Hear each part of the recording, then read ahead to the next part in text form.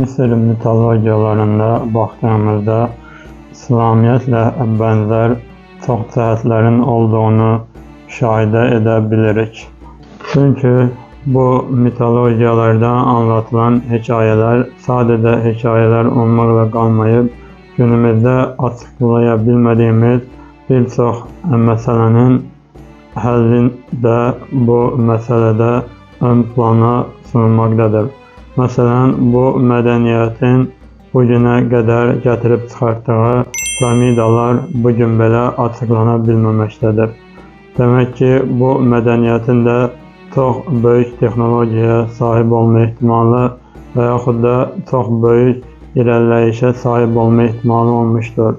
Bundan əlavə olarak Mısır'da olan firavunlar ve yaxud da tanrılar diye adlandırılan varlıklar özü de müəyyən sifətlere sahip olmuştur ki, məhəbbət, sevgi, nifrət kimi sifətlərdən danışılabilir ki, bir tanrının, mesela atom tanrısının 99 sifəti var idi ki, bugünkü İslamiyyətdəki Allah'ın 99 ismine benzerlik göstermektedir.